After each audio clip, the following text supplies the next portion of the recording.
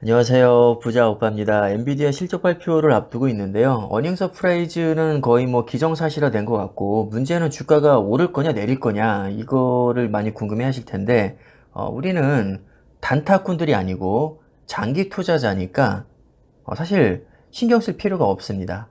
사실 제가 말만 다르게 할 뿐이지 맨날 똑같은 얘기 하는 거거든요. 좋은 주식이라면 단기적인 주가 변동에 우리가 신경 쓰지 말고 계속 들고 가자. 왜냐? 그게 가장 확률 높고 가장 이득이니까 그렇습니다. 그리고 현실적으로 우리가 다 생업에 종사하는 사람들이기 때문에 이렇게 뭐 시황 분석할 시간도 없습니다. 근데 더 웃긴 게 뭐냐면 밥만 먹고 주식만 연구하는 전문가들도 시황을 예측해서 타이밍 매매를 해봤자 S&P 500도 대부분 못 이긴다는 겁니다. 이것도 제가 통계 많이 보여드렸죠. 미국 액티브 펀드의 85%는 S&P 500 수익률을 못 이깁니다. 정말 주가를 예측해서 타이밍 매매하는 게 얼마나 쓸데없는 짓인지 단적으로 알 수 있는 예죠.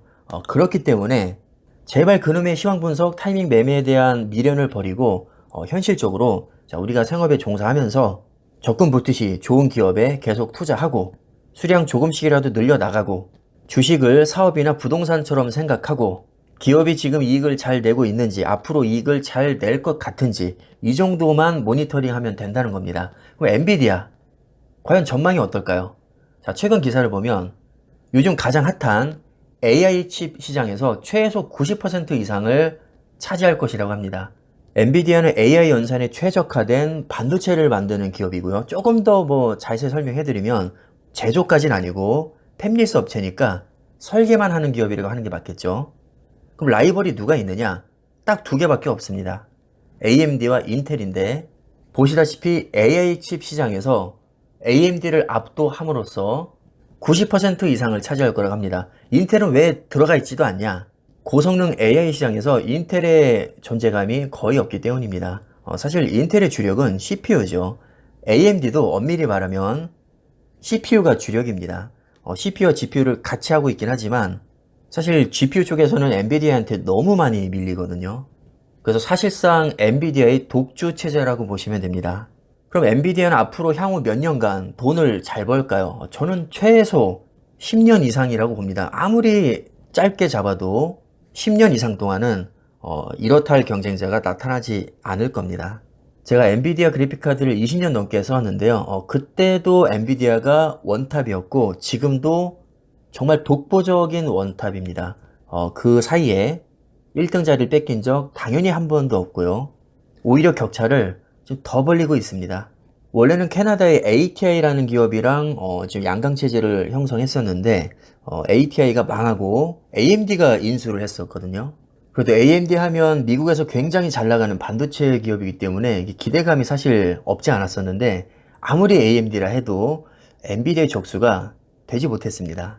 저는 이 과정을 20년 넘게 쭉 지켜봤는데 이게 어떤 느낌이 드냐면 그냥 뭐 이제 국가로 따지면 미국, 메모리 반도체로 따지면 삼성전자, 파운드리 업체로 따지면 TSMC 약간 이런 느낌입니다. 이 반도체 기업들 간에도 독보적인 원탑이 몇몇 있거든요. 제가 어디서 주워 듣고 하는 얘기가 아니라 제가 직접 20년 넘게 이 제품들을 다 사용해보고 하는 얘기이기 때문에 뭐 어느 정도 설득력은 있다고 생각이 듭니다. 엔비디아는 분명히 앞으로도 어마어마하게 성장할 겁니다. 당연히 주가도 장기적으로 우상향할 것이고요. 이제 3차 산업혁명에서 4차 산업혁명으로 넘어가는 과도기에 있는데 아무리 생각해도 기술주와 반도체가 최대 수혜자가 될 수밖에 없고 그 중에서도 유독 엔비디아는 정말 독보적인 기업입니다. 단기적으로 아무리 큰 조정을 받을지라도 장기적으로 봤을 때 우상향할 수밖에 없는 기업이고요. 뭐 엔비디아뿐만 아니라 사실 다른 반도체 기업들도 마찬가지입니다.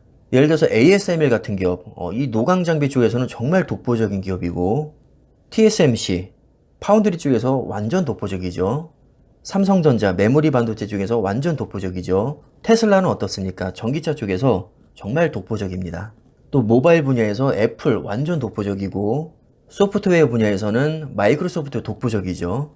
메타는 메타버스에 올인하겠다면서 아예 회사 이름을 메타로 바꾸기까지 했습니다. 굳이 주식 전문가가 아니라도 그냥 일반인 기준에서 상식적으로 생각을 해봐도 자, 시대의 흐름상 반도체 기업, 빅테크 기업들은 장기적으로 오를 수밖에 없는 구조입니다.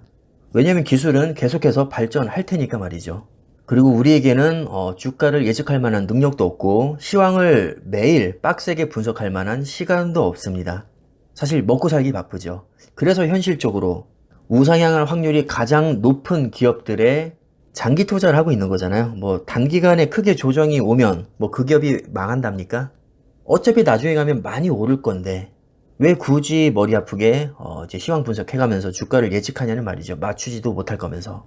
엔비디아 실적 발표 후에 뭐 위로 튀든 아래로 튀든 분명히 주가는 크게 출렁일 것으로 예상이 되는데 우리는 장기 투자자답게 큰 그림을 보면서 투자를 하셨으면 좋겠습니다. 여유 있게 느긋한 마음으로 투자를 하시면 될 것 같습니다. 어차피 길게 보면 우상향입니다. 자, 그럼 영상 마무리하겠습니다. 감사합니다.